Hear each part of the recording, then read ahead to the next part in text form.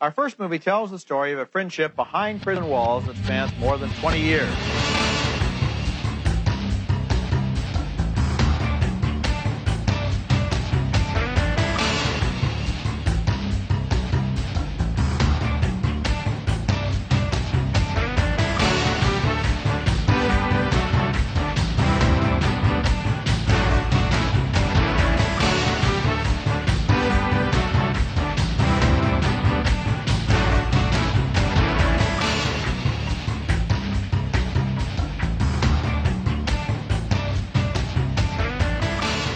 So welcome to episode 25 of Middlebrow Madness, an exercise in podcast hubris. My name is Derek Gane. Derek, I want to play another game with you. Hold on. This one's super easy. Oh, it's Isabelle Arf. There we go. You're getting better. You're getting better at forcing me to say my name early on. But I want to ask you, what do you think is the dumbest thing that you could possibly have like an Internet of Things version of? Something that you use every day that could be quote unquote smart if you decided to make it so. I think I know the answer to this because my lovely girlfriend Stephanie brought it up to me yesterday. Okay. The answer is a menstrual cup. Oh, that was not where I was going, but Is there a smart menstrual cup? Yeah, there's an Internet of Things menstrual cup. Hell yeah, I love that. Mine is not as good as that, unfortunately. All right, but it does have a word that I like quite a bit. So this is going to be a longer one because there's a lot to this text, but it's all really good.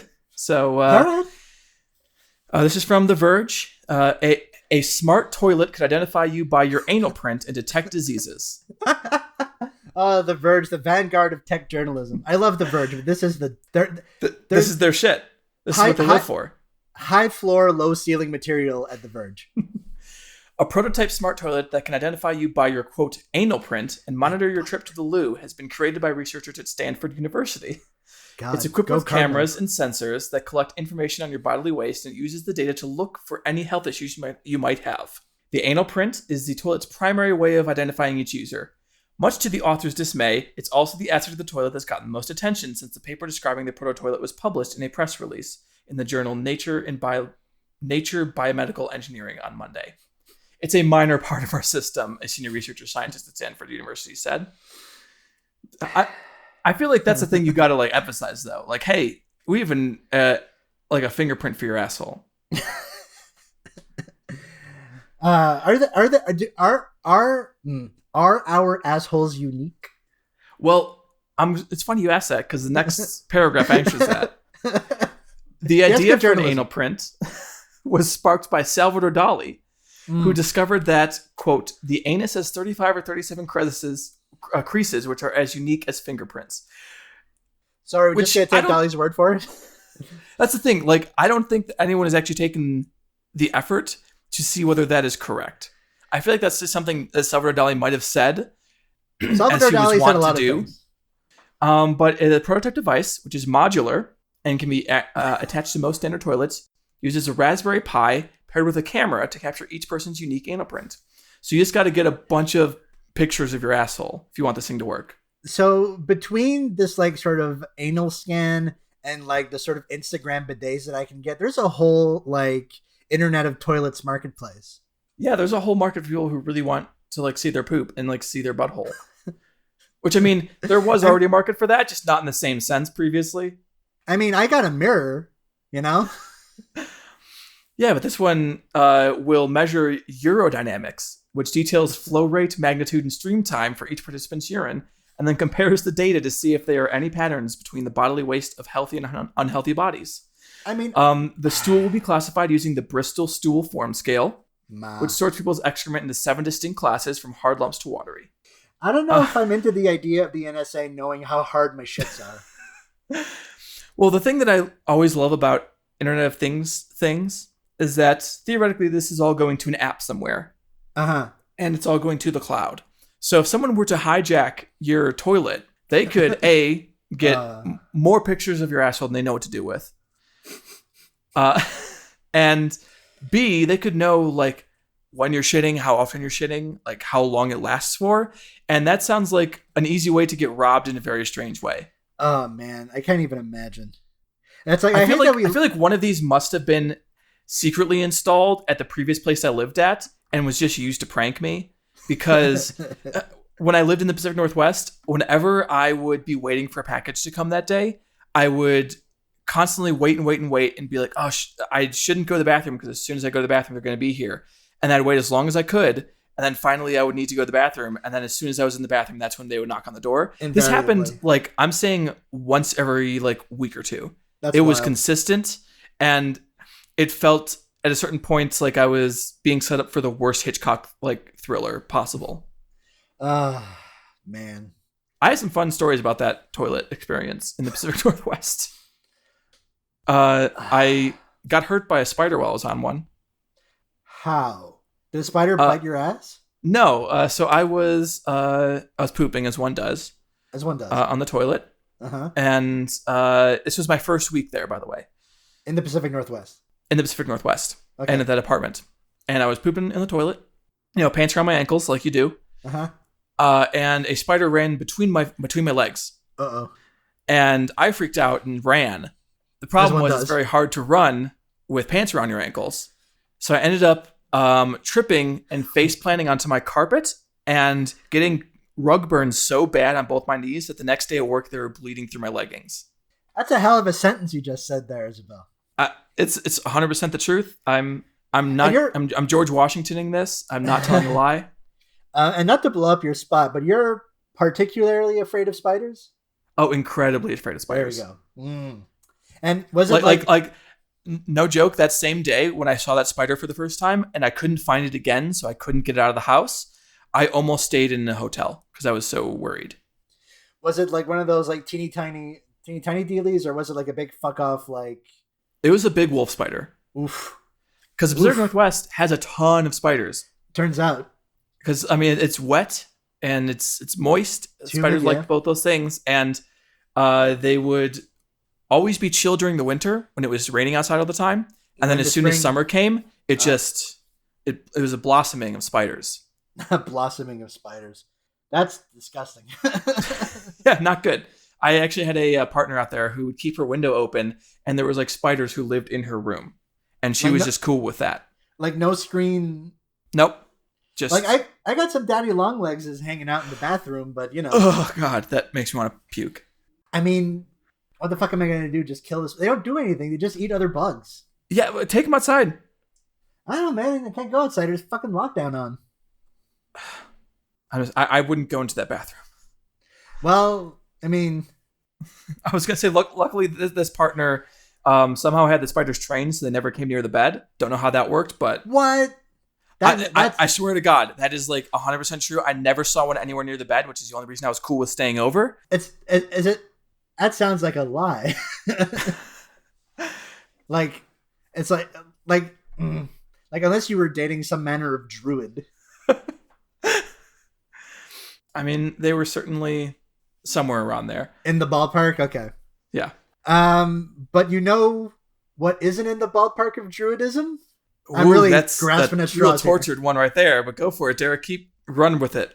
Motion pictures, baby. Listen, they can't all be winners, okay? Aren't motion pictures a form of magic, though? Movie magic.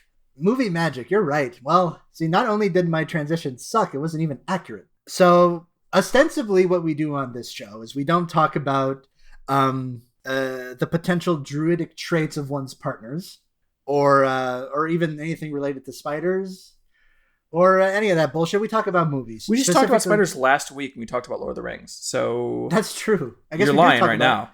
We talk about spiders about as often as we talk about cum. Hopefully, never the twain shall meet. Yeah, hopefully no one uses that as a pull quote, because I figure our already precariously low numbers are going to nosedive. I mean, hey, we have people on the Discord. That's all I could ask for. That's right. And by the way, if you want to join our little Discord, we're going to make it so that's available in some way, in some manner, because it turns there'll be a link in like the description for this thing or whatever. Yes, you'll find a link in show notes. Thank you, Isabelle. Because yeah, we're what, like 15, 20 in the Middlebrow Madness Discord right now? About double what I expected. Let's just say that. Oh, me, it's like 3 times easily what I expected. But we do talk about movies, specifically the Internet Movie Database's top 250 movies of all time, circa August 2018. Now, what we do on this show is we take those 250, well, we have taken those 250 movies plus 6 ringers that we've chosen that are bubbling under that 250 to make one giant 256 seed bracket. And we pair up movies against each other until we get to what we will determine to be the greatest movie of all time, asterisk. We are in the thick of round 1 still, and we're going to talk about 4 movies, 2 pairs of 2, including one movie that, not to blow up our spot, has no fucking business here. One of these things is not like the other, dear listener. Yeah, and not even the way that like we haven't liked previous movies, in a completely different way. Mm-hmm. This is going... the way it goes a lot is movies that are bad generate the most material, and boy howdy do we have a lot to say about this one. The matchups for today are Amadeus versus Sunrise and Gladiator versus Hachi, A Dog's Tale. So let's jump right into our first matchup. So, the 82 seed, Amadeus, directed by Milos Forman, written by Peter Shaffer, based on Amadeus by Peter Shaffer, starring F. Murray Abraham, Tom Hulse, Elizabeth Barrage, and Simon Callow. Cost $18 million to make, made $90 million in 1984 bucks. I forgot to mention that what this was. 1984 film, and did pretty goddamn good at the Academy Awards, going 8 for 11, winning Best Picture, Actor for F. Murray Abraham, Director, Adapted Screenplay, Art Direction, Costume Design, Makeup, and Sound. Versus the 175 seed, Sunrise, A Song of Two Humans, released in 1927, directed by F.W. Murnau, written by Carl Meyer, starring George O'Brien, Janet Gaynor, and Margaret Livingston. I don't really have any kind of like budget deets on this or any kind of box office take details. I mean, it was relatively expensive. It was relatively expensive. It was a flop, but it did win despite being released in 1927. It did win. It went 3 for 4 at the 1929 Oscars, winning Best Actress, Best Cinematography, nominated for Best Art Direction, and winning the only ever award for Best Unique and Artistic Picture. It did not win Best Picture. That, if you remember, dear trivia buffs, went to Wings, which is the officially designated Best Picture. And basically, Sunrise got like the consolation prize. So even early on, the Oscars told us what they were about right from the jump. I mean, the Oscars just really like Tony Shalhoub. That was a Wings joke for all the Wings fans in the audience. Like the fucking Craig T. Nelson show? Yes. No, that's... Yes. Yeah, don't fuck with me. I know. Tony Shalhoub was Antonio Scarapacci on there. Oh my God. Let's talk about Wings for a little bit. Thomas Hayden Church, David Schramm, Tim Daly, Steve Weber, Crystal Bernard. That's a stacked cast right there. I don't know anything about Wings other than like Craig T. Nelson's in it. People should watch Wings. It's fine. It's fine? Also, I'm pretty sure Craig T. Nelson is not in that show. In Wings? Yeah, he's definitely not in, like, if he was a relatively, like, small part. I'm on the Wings Wikipedia page, and I'm almost certain you're wrong. Are you thinking of Coach? Maybe I'm thinking of Coach. Wings was the one about airline pilots. Coach was the one about the coach, which definitely had Craig T. Nelson. He was the coach. Okay. No, I think you're right. Wings. Well, here's the thing. Wings and Coach are both in the section of my brain that's labeled TV shows from the 80s and 90s with titles that are 1 word and 5 letters long. And related to aviation. So, Wings and Coach are perfectly fine shows. I would recommend them over Cheers. Oh, really? Yeah. I mean, I personally thought Cheers was no great shakes, but Wings and Coach are exemplars of their form, that being the middling 90s sitcom. Better or worse than Night Court? Oh, worse than Night Court. Night Court owns. Night Court does own. It's still my my phone ringtone. Oh, really? Yep. Well, that was a fun digression. Let's talk about Amadeus. Yeah. So I hadn't seen this before. And this is kind of a, for me at least, it was kind of a Das Boot situation where it's like, this is a movie from the 1980s that was very well liked and very well respected that I had not seen before. And coming in at nearly 3 hours long, and actually at 3 hours long, because I ended up watching the director's cut. As did I. It's like, this is something that maybe I was going to get to eventually. And I don't think it's as good as Das Boot, and I don't think it was as big of a revelation as Das Boot, but there's a lot to like in this movie. I thought it was very good. I think we're almost exactly on the same page there, where I was not looking forward to watching it. It seemed like a pain in the ass to sit through. It also did not seem like my cup of tea, even though I do quite like the classical music. Music. There's quite a bit to enjoy here, especially the performances. I think the two lead performances are both stellar. Yes. But I also don't think it's quite as good as maybe everyone else does. I don't know if it's good. It's really good. Yes, it's certainly good. I think like if I were reviewing movies that year, it might have been one of the best things I saw in major release. I think if I were to like go back and draft like a top 10, maybe it cracks a top 10, definitely top 15. I can see that. Let's put it this way. I'm not angry that it won all those awards. Okay. You know? I don't know who it won against, but I'm not pissed off at the fact that it was Best Picture and Foreman got Best Director and F. Murray Abraham won Best Actor. Mm-hmm. So this is one of the great sour grapes movies of all time.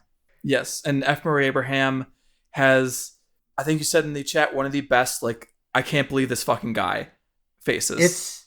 I think that's what puts him over the top to win the Oscar. He has the perfect command of his face to be like, this is rapturous and divine, but I fucking hate that it came out of him. Yes. And to his credit, Tom Hulce, who Tom Hulce is a very, very, very interesting actor.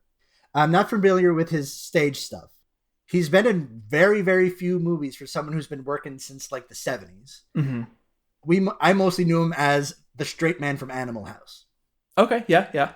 And also the voice of Quasimodo in the Disney Hunchback of Notre Dame. Yes, which is also an interesting role, let's say. Let's put it this way. I would be really interested to go back because I always considered Hunchback to be kind of like a dark horse Disney movie, kind of like a Fox and the Hound kind of thing, where it's like there's probably more stuff there than I give it credit for, but also probably mad problematic now. It's partially that. It's also that I think it has some of the highest points of any Disney movie, like the villain song that Frollo sings, I believe, is the best villain song. It's good. Incredible. And then there's also stuff like Jason Alexander, not to foreshadow a future movie we're going to talk about today, but Jason Alexander is one of the gargoyles who farts a bunch. And you know who farts a lot in this fucking movie? Tom Hulce. Wolfgang baby. Amadeus Mozart. Yeah, Tom Hulce, to his credit, imbues this sniveling shit with an annoying laugh and a propensity for fart noises. I love that laugh. I was a little off on it at first, but then the more it happens, the more I ended up loving it. Yeah, I mean, I think that's like working as intended. And imbues, he successfully makes this petulant child or man-child into kind of a tragic character. Yes. And which is hard to do because on the page, he's kind of insufferable. He's an asshole. He sucks so hard. So this movie is not just the two central performances. It is a lot, the two central performances, but it's almost, I don't want to invoke the holy name of Ken Russell, but I figured this is like a very cleaned up, scrubbed up version of a Ken Russell movie. It's a historical film. It plays very, very fast and loose with reality. It's so opulent, and it looks like such a sumptuous piece of art. See, that's actually one of the things that failed for me. Yeah. I thought it looked fine, but I think that I've been trained on other movies that go for similar aesthetics that do them in ways that I found more invigorating, and because of that, it ended up feeling a little too middle of the road for me. Like when I think of like really sumptuous, just like sensuous kind of period piece, I think of something like Marie Antoinette, which I have not seen. The Coppola film. Yes. Which is wonderful. Everyone should watch it. It deserves reappraisal. And when I think of I think that movie has a lot of fans though. Oh, I don't yeah, think it's maligned. Yeah, it was a little iffy when it came out, and then it's gotten, I think, the due it needs to get. And then if I think of like realistic, let's say, depictions of period pieces, I think of something, or at least like dirtier depictions. I think of Story of My Death by Albert Serra, which it just feels like grimy and gross, even though it's set in these incredibly sumptuous palaces and everyone's wearing like the wonderful elaborate makeup, but also you can see that it's just caked on and it's heavy and it feels sweaty the entire time and old and dusty in a really off-putting but enjoyable way. I recommend that film to anyone who has a lot of time to deal with a lot of pretentious shit, by the way. I think it's a wonderful film. I also think that most people would hate it. But what about something like...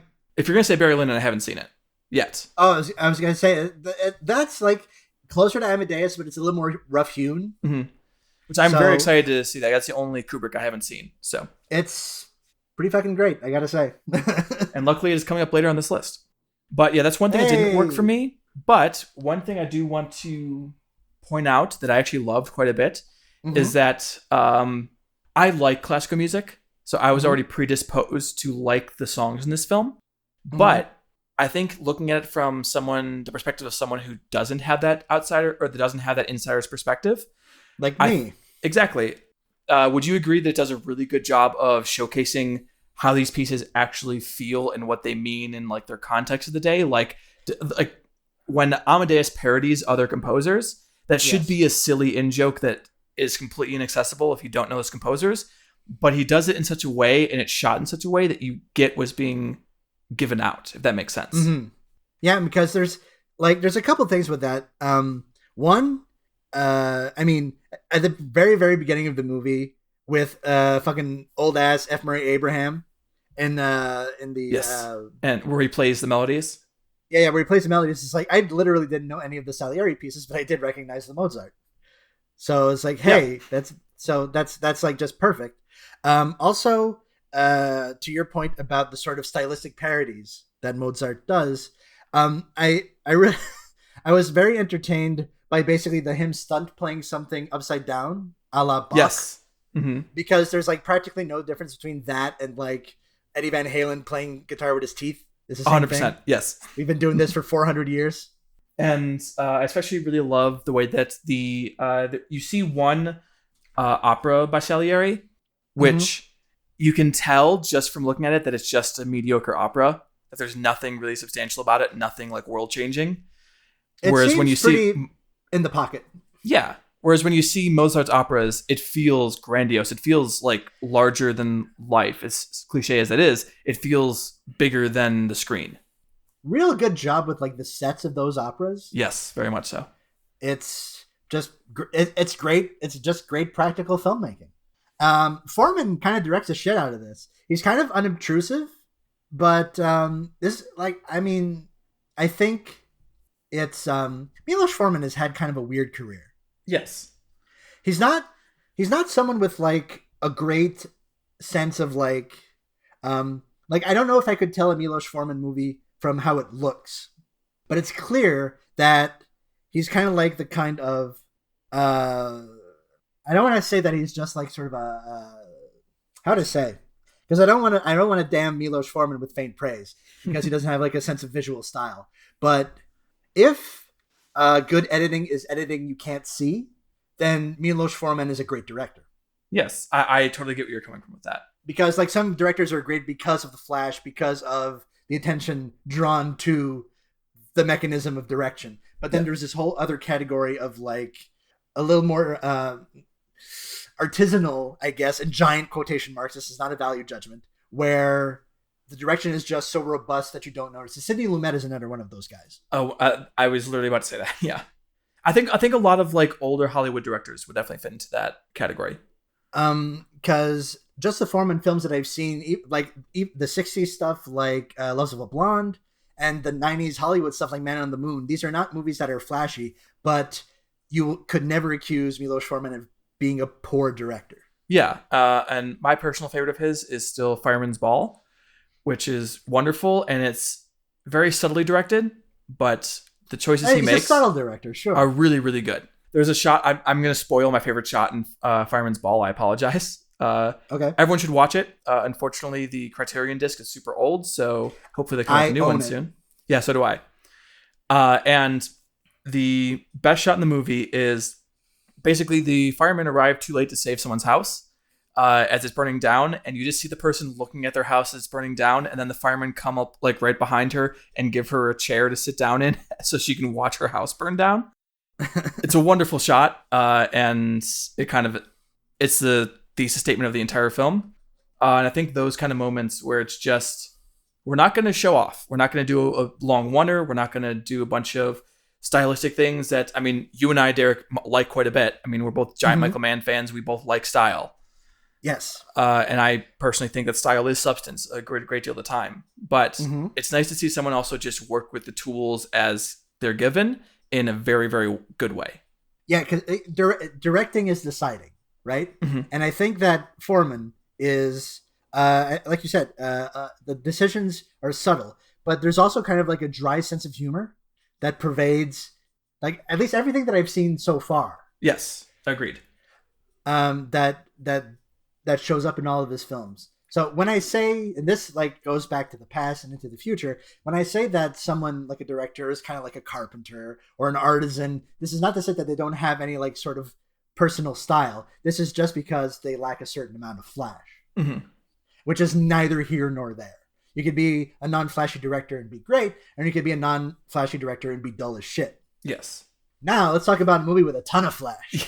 So this was another first-timer for me, which is kind of shameful because all I've heard for all of my cinephile life is fucking Sunrise, One of the Great Silence, fucking F.W. Murnau, bringing it to Hollywood, and goddamn, believe the hype. This was fucking fantastic. Yeah, it's amazing. I was enraptured from the beginning to the end. Yes. So it also it's a deeply strange film in a lot of really interesting ways. Super weird. So if I were to give like a quick sort of tweet length summary of this movie, it would be something like German expressionist filmmaker makes Hollywood what would you call this? A romantic horror rom-com? Yeah, sort of. It's kind of three movies in one. Each act is like a different style or a different feeling. Yes. Because the first act is this like expressionist horror film. It's like a murder ballad. Yeah, it's like terrifying. It's so well shot, and the entire movie is incredibly well shot, but you can really see the expressionist, you can see Nosferatu in those early scenes. Like fucking double exposures. Triple exposure, some of them. Like there's that one shot that I love where the husband, for those who don't know, it's about a husband who tries to murder his wife, feels regret. They go to the city and rebond together, and then basically they come back and they're happy. That's it. Yeah, that's all it is. And the reason he tries to kill his wife is because this woman from the city has convinced him that he should. A foul temptress from the city. Yes. And there's a shot early on in the movie in that first act where the husband is just like standing, I think he's like sitting, I believe in a field. Sitting in bed. Oh yeah, sitting in bed. And then you see just various images of the city woman come and caress him, and like multiple ones hovering over him, hovering on the side of him, and he just feels surrounded with her presence. It's such a simple effect. I mean, for us now, it's easy to produce. Obviously, it was much harder back then. But just to see it done in such an elegant and beautiful way, and it feels so poetic. Yeah, it's wonderful. So cool. It's these kind of simple tricks that this is why watching old movies can be kind of galvanizing, because there's this whole slew of tricks that no one tries anymore because we kind of evolved past them.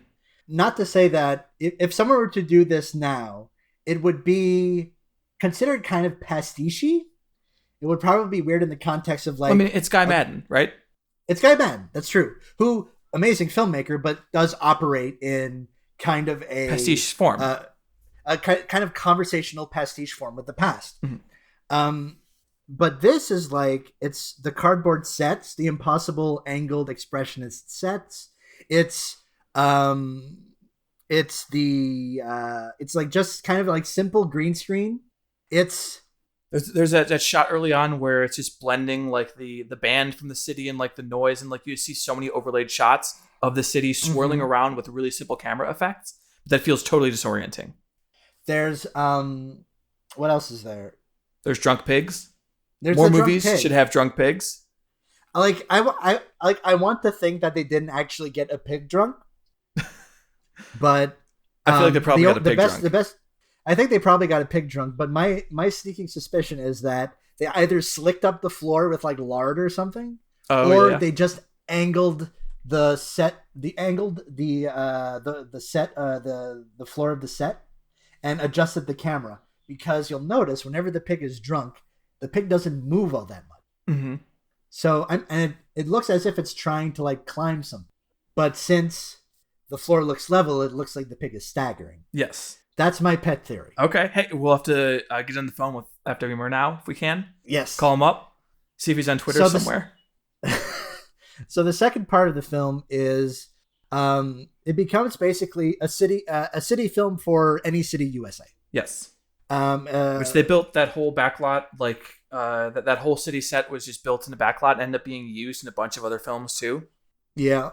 And whereas in the first act, it was very much like the city is a contemptible place full of people that are going to swindle you. The second part is the second part is more like the city is a place of wonder with the power to heal. And I thought it was among all the interesting pivots that this film does, that was the most interesting. Yeah, I can see that. So they basically go to a cafe, they go to a barbershop, they go to a wedding, and at the wedding, the husband, these characters don't have any names, by the way. Mm-hmm. The man, basically faces the full weight of his guilt and what he has tried to do in the previous act. And then there's like hijinks at a photographer's. Yeah, there's just a completely slapstick scene where it's like, because during the city parts they kind of accentuate the country bumpkinness of these characters. Yes, and also like a purity to them as well. Like yes. there's the dance later on, the country folk dance that they do. The folk dance, yeah. Yeah. That is wonderful and is entirely like theirs. And you just see them as like unique creatures among the city, getting to kind of show these people what they don't have in the city. Yeah, it's like, oh shit, there's a pig on the loose. Well, fuck me, I do that all the time. Yeah. I wrangle loose pigs constantly. Just real quick, with the wedding, one thing I want to point out that I think is really interesting is that I think another thing that silent films did really well and that has kind of fallen by the wayside is engaging in story as fable and allegory and not necessarily as literal reading. Because if you literally read this film, it's about a man who was going to kill his wife. He was going to drown her. And then 10 minutes later, we're supposed to be cool with that more or less because he's basically apologized. He's realized that what he did was wrong and we can now go do the hijinks. And that works incredibly well in this film. I think that moment in the church is so powerful, and then seeing them walk out of the church as if they're the newly married couple is such a great image, such a great symbol for the rebirth of their relationship. Yeah, perfect symbol for it. And you can just do that. You don't have to explain away. You don't have to say hey, let's go through 16 hours of this scenario. You can just read it as allegory. And then Act 3. Now that homeboy has something to lose, they get caught in a freak storm on the way back home. Yes. And then it becomes a fucking disaster movie. It becomes a drama. Mm-hmm. And we'll leave it at that. You should 100% watch this. It's in the public domain. Watch it on YouTube. Yeah, I did. It's incredible.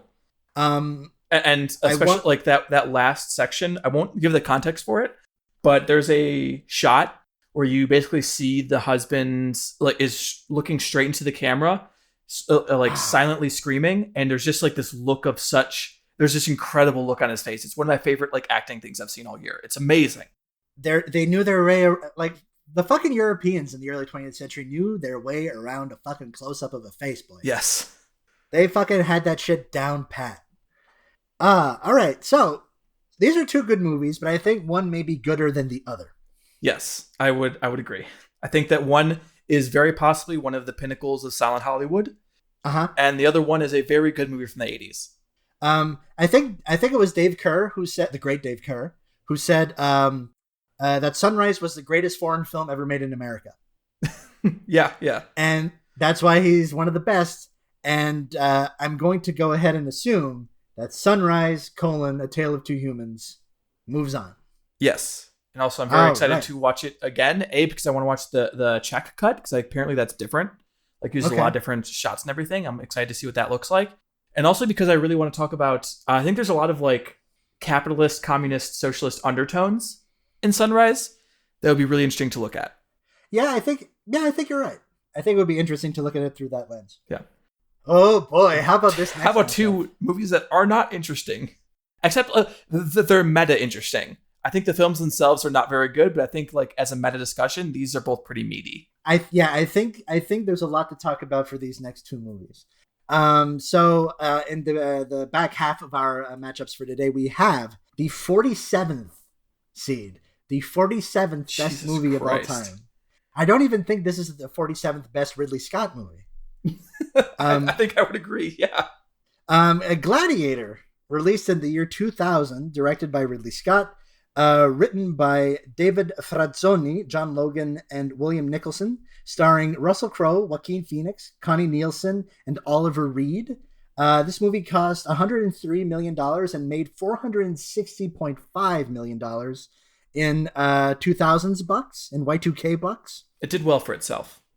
It did pretty well for itself. It also did pretty well for itself at the Academy Awards, where it went 5 for 7, winning Best Original.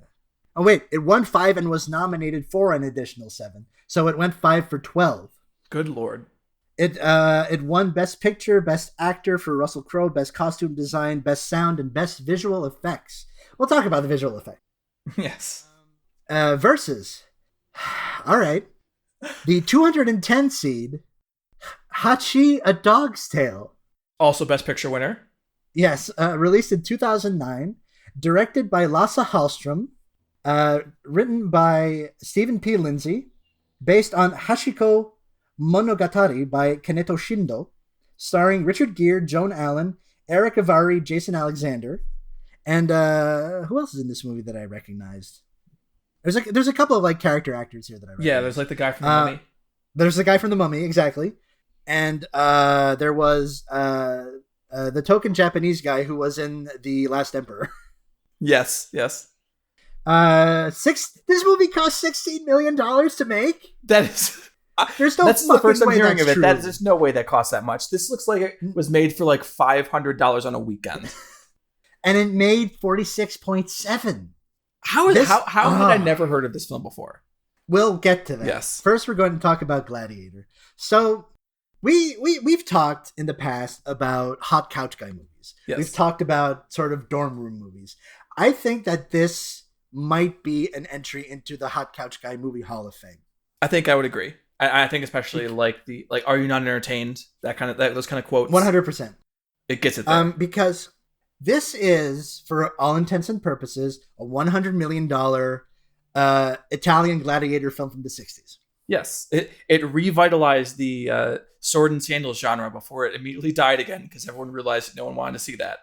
I mean, at least we got a nice Rennie Harlan movie out of it, right? Which one did he make? I think it's called like Hercules the Last Emperor. That's not it. I'll look it up while you're doing other stuff. And I think Paul W.S. Anderson kind of got in on it with Pompeii a little bit. Well, that's a good movie though. Let's not shit on Pompeii. Let's not shit on the vulgar auteurism. No, that movie's fine. So you're gonna get excommunicated from film Twitter for saying that movie is anything less than a masterpiece. I don't personally think it is. Like, I don't think it's a masterpiece, but I know where to tread. So, sure, it's a masterpiece. Like, I'm not saying, like, that... God, what other movies has Paul W.S. done that I've seen? I mean, all the Resident Evils that he's done, but I don't really have a take on those because those couple ones that he did, the first ones, I remember watching, but I don't remember actually seeing.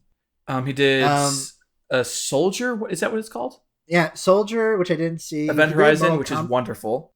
Event Horizon is such a, like... I don't know if I'd ever like sit down and watch it again, but that movie is insane. Yeah, it's great. It's the Legend of Hercules, Gladiator, by the way, is the Harlan movie. Legend of Hercules. Okay, so it's bad. So this movie is. I mean, I think it's fine. Yeah, I don't think it's. I watched it a lot when I was a kid. See, this is the first time I've seen it since like high school. And I think it's perfectly fine for what it is, like a gussied up cheap Italian gladiator movie, because they cast all like British dudes and they exposit about like the glory of Rome in very, very purple, very extended, basically two-handers. Like Russell Crowe is like perfectly cast as like this specific kind of hero. Joaquin Phoenix plays like a weird pervy bad guy. A lot of movies get better when you throw Oliver Reed and Richard Harris and Derek Jacobi in them. Oliver Reed was so goddamn good in this movie. He really is. He's the one playing it exactly how it should be played, because it's like operatic and silly and purple and ridiculous, but kind of awesome. If the entire movie was kind of on that level, we could be talking about a legitimately good film.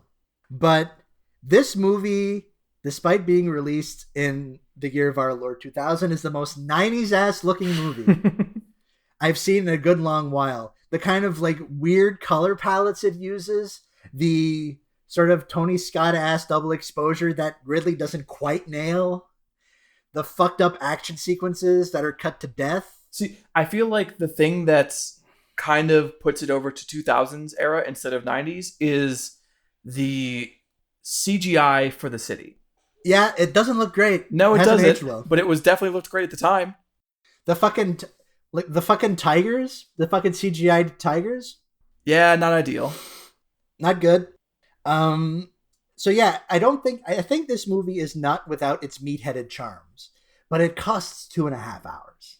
It does. It needs to be trimmed by quite a bit, especially since like the plot is basically like Maximus gets taken as a gladiator. He reveals himself, and then he kills Caesar. He kills the Joker, and that's it. Really, like there's a couple like extra things that happen in the middle there, but none of them really advance the plot.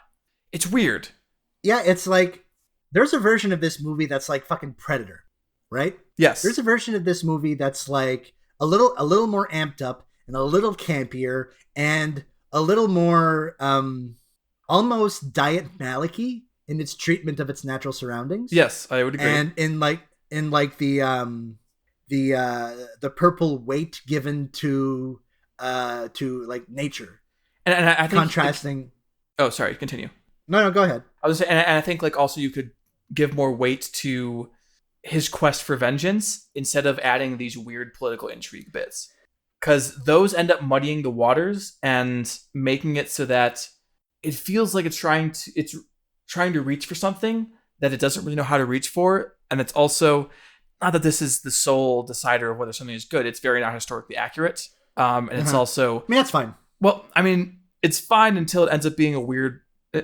It does the thing that I don't like in a lot of political allegories that use Rome, which is where it tries to map like Rome onto America in a weird way, and that never quite works, and it always makes me uncomfortable. I mean, like, if you would have like, here's the thing. Mostly, I'll be honest. It's mostly because that's a big thing in the right. So, I wasn't aware. Yeah. What do you call it? Stefan Molyneux has a very long and very bad video about why like Rome falling is the same as America falling, and we should look at the reasons why Rome fell. And one of them is the like grain subsidies and giving people grain, which is the same as welfare states, I guess. It doesn't make a lot of sense, but I keep confusing Stefan Molyneux and Peter Molyneux, the video game designer. As much as I don't care for Peter Molyneux, he deserves better than that.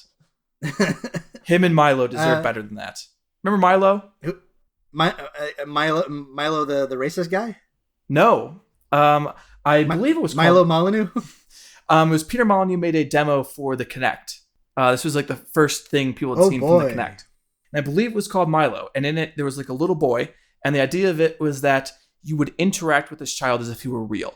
And you would talk to him and you would like raise him and like you could like show him like, hey, let me show you how to fish. Or let me show you how to do this card trick. And he would just learn it from looking at like you through the Kinect. Yeah, Project Milo. Yeah. And needless to say, this did not come true. It was complete bullshit. And if you ever want to look up something really entertaining, a bunch of video game journalists have written on what the backstage presentation for that looked like. It was apparently one of the most insane things you could imagine. Highly recommend old it. History. Well, we'll always have black and white, I guess. So if I was to guess, yes. So if Gladiator would have taken like 15 minutes to really, really establish Maximus's wife and child, yes, instead of just having them as fucking sepia-toned ciphers who eventually get killed. Not even eventually, like 20 minutes in the movie. Yeah, basically they exist. It's like they don't have any lines. Screenwriting. They don't have any lines at all. Like the kid has a couple lines, but they're mostly daddy. Yes, but it's like it's just kind of like hack screenwriting. Yeah, and which is frustrating because I think those sequences are some of the most evocative in the film. Like whenever he thinks back on his family farm, and you get the like vocal music, which is the best pieces in the film of music. I think the rest of the score is maybe it's been dulled by the fact that Hans Zimmer can make exactly one kind of score and he just does it all the fucking time. He's got a couple of other tricks, but he knows what people want from him. Yes. But the vocal pieces are very like interesting and feel very ethereal. And a lot of the shots that take place in the farm feel very ethereal. And those work.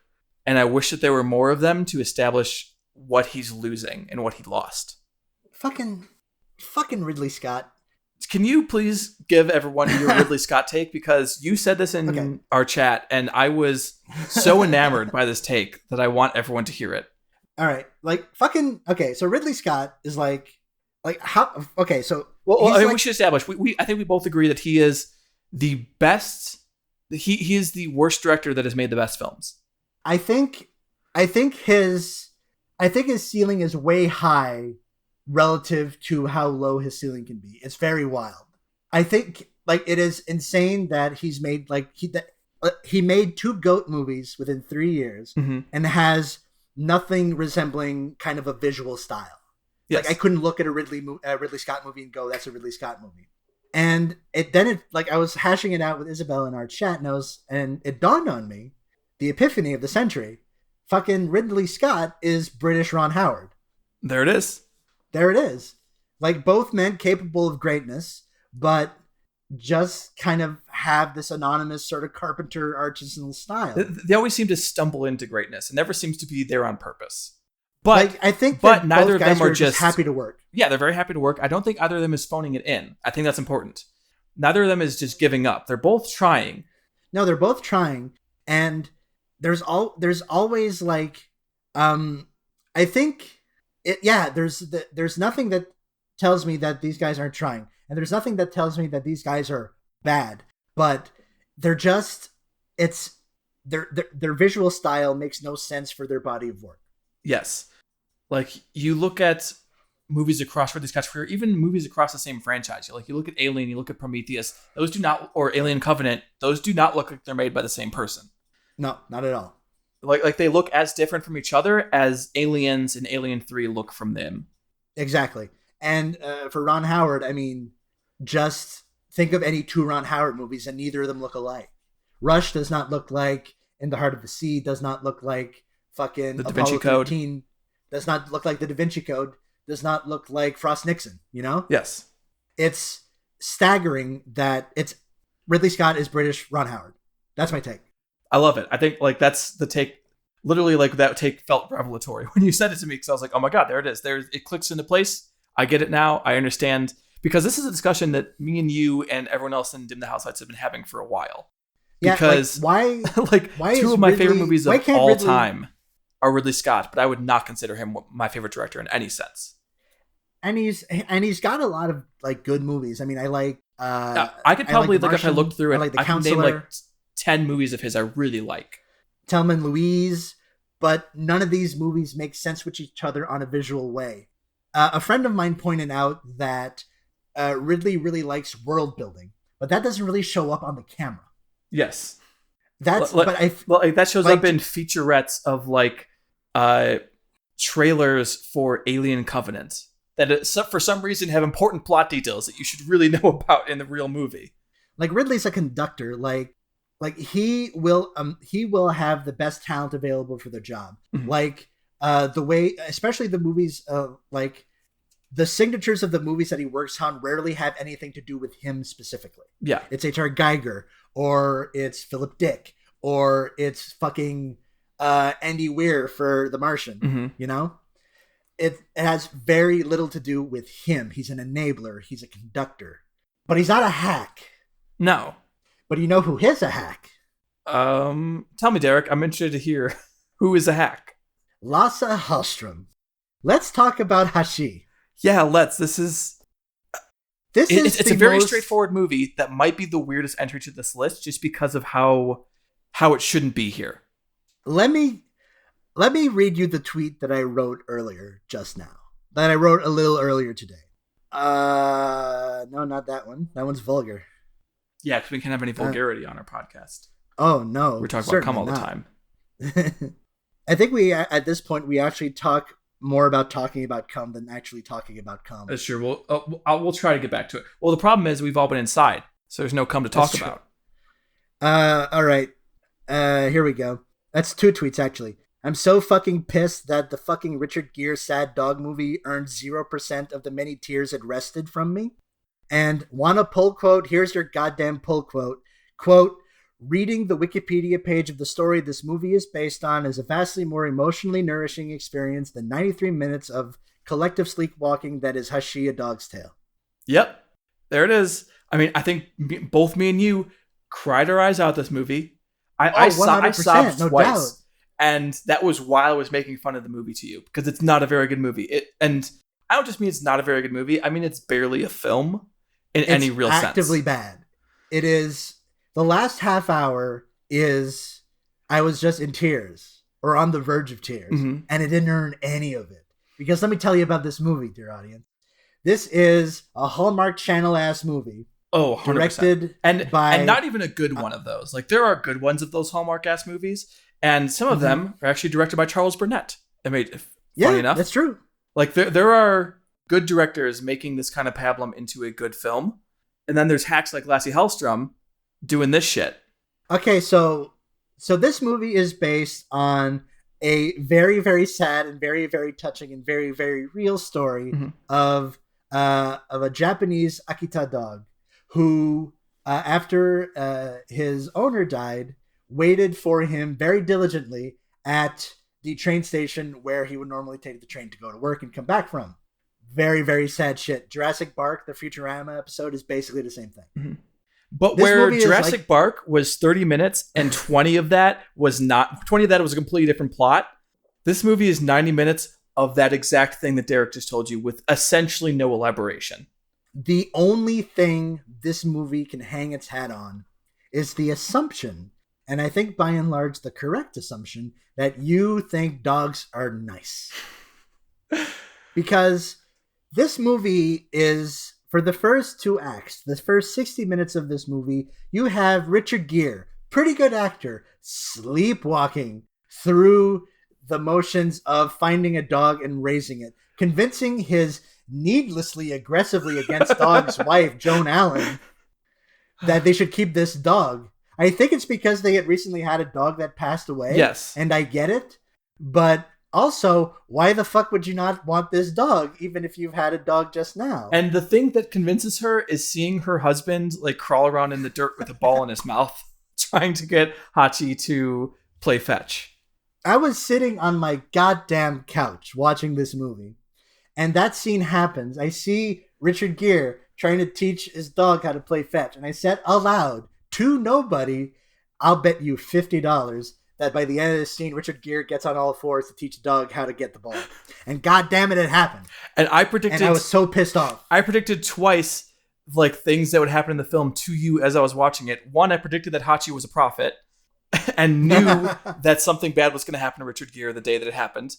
And number 2, I just knew as soon as, like, Hachi started walking back to the train station for the last time, he's going to have a death vision of Richard Gere finally coming home. Which, even as I'm saying it, kind of makes me want to tear up, because it's just the kind of thing that does that.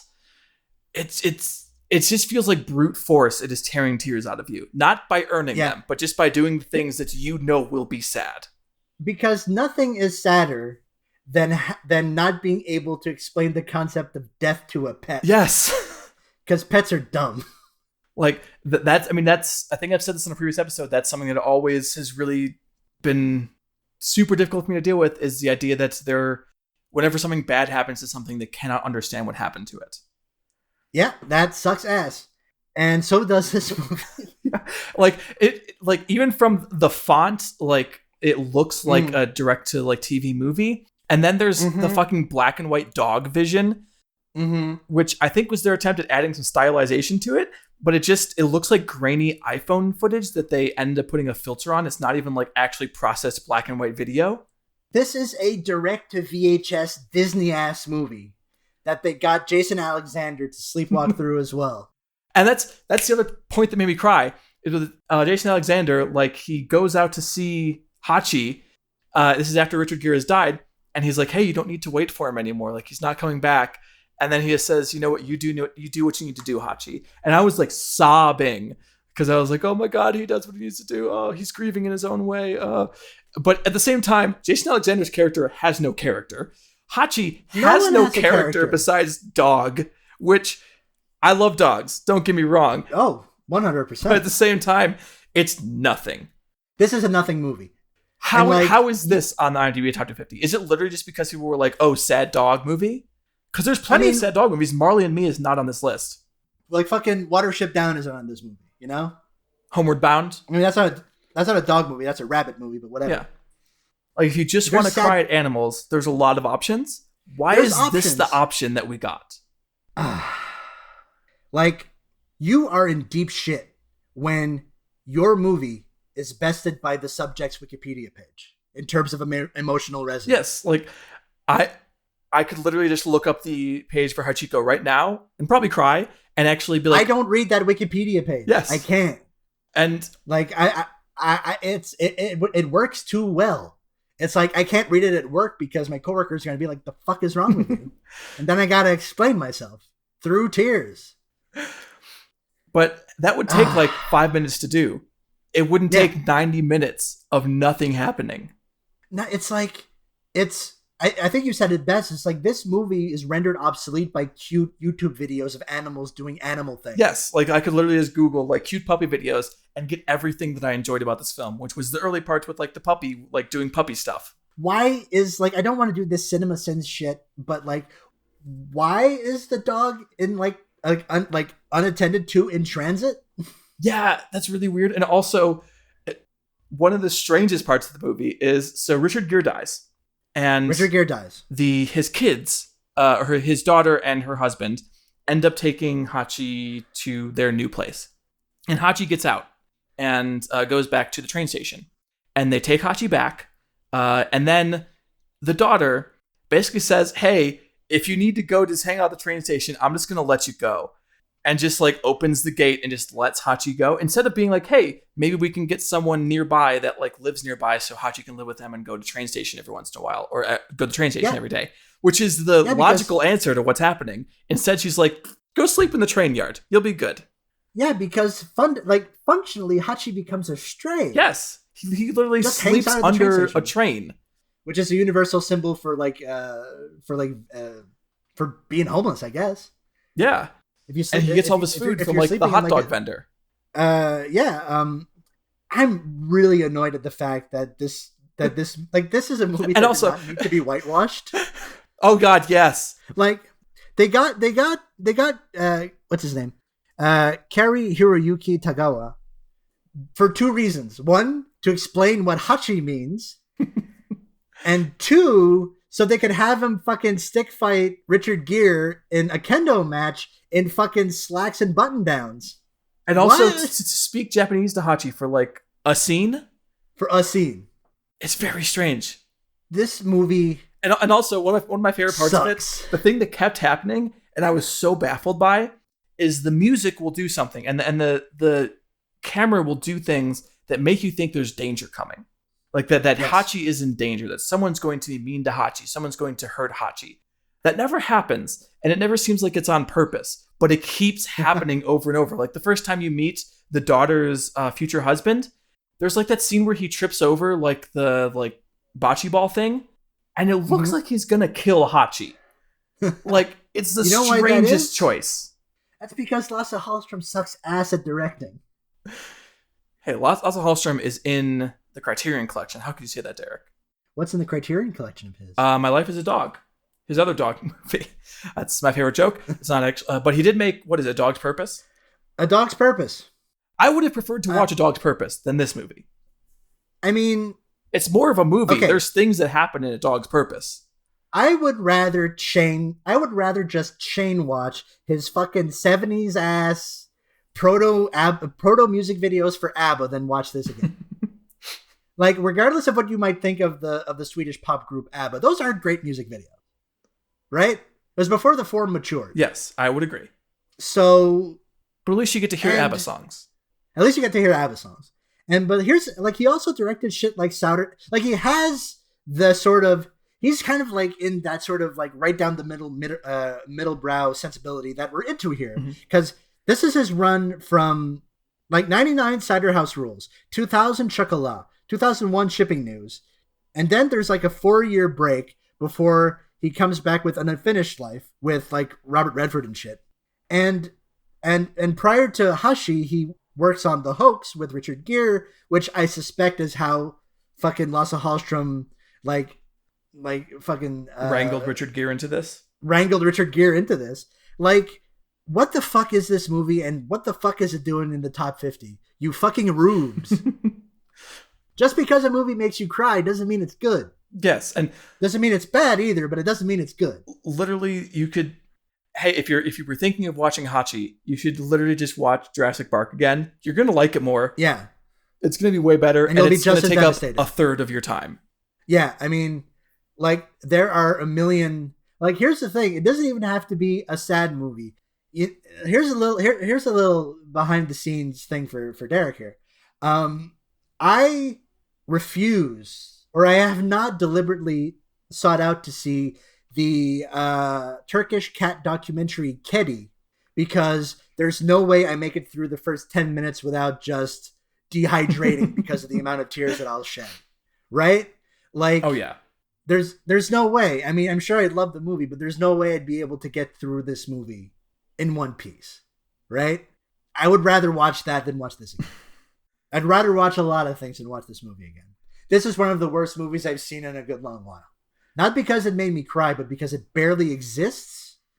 And when we talk about audience manipulation, we talk not just about emotions. When we talk about the cinematic manipulators, we talk about people who were wizards with mise en scène, who were wizards with cinematic language. This, like you had just said, I really like the way that you put this, basically forces tears out of your eyes because you value dogs. And that is some cheap shit.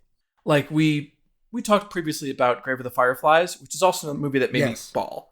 But the difference is that movie actually does stuff to earn that. It has characters. It puts in work. It has like fully fleshed out characters that have inner lives and that you care about. It's about the war. And it has themes. Imagine that. It has themes. It has themes. The sole theme of this film is two themes. One, dogs are wonderful. Two, nagging wives are bitches. Which, if you want that, you can just watch Goodbye to Language. I will take your word for it. So, Gladiator, we will see you in round 2, bud. Okay, hold up. Wait, oh, no. Really? I kind of want to move Hachi No on. fucking way. Here's the thing. Both of them are losing next round. Doesn't matter. If you're asking me which movie I'd rather rewatch again, it's fucking Gladiator 100% of the I would way. rather rewatch Hachi. It's half as long, which That's is not true. nothing. But B, this is the dumbest tie ever. B, Hachi has a cute puppy for part of it, which gave me more joy than anything in Gladiator. I don't know. I like the purple meathead charms of Gladiator way more of anything that I like. Like, I have 2 cats. I don't need to watch a movie about a cute animal. Yeah, well, some of us don't have animals in our lives right now. I can't let Hachi go on. That's ridiculous. Here's what I'll say. I think that, like, factually, Hachi is a far worse movie than Gladiator. I'm just talking about in terms of one that I'd rather watch again. I'd rather rewatch Hachi. Lord. Are you going to make me use a veto for fucking Gladiator? No, I think we should just talk about this a little bit. instead of just dismissing my Hachi God. like you're doing. We just spent 20 minutes shitting on it. That was fun, right? That was fun to do. Yeah, but you want to do it again? I mean, like, I've said everything I need to say about this movie. I think that, like, I want to hear you talk about more about how Rome being used as a cult for America is like some fucking weird shit. Because that's interesting. And it's far more interesting about anything we could possibly say in the future about this fucking dog movie. well, Derek, it sounds like you have a very strong opinion about this. Here's the thing. I have not been mad about a movie in a very long time. And it took Hachi to bring out that rage. This movie made me hopping mad. Okay. Well, I feel like I'm going to lose this one. I don't want to make you use a veto on Gladiator. I feel like that's the cruelest thing I could do. And I'm definitely not using a veto on Hachi. Like, Jesus fucking Christ. So I will begrudgingly let Gladiator move on.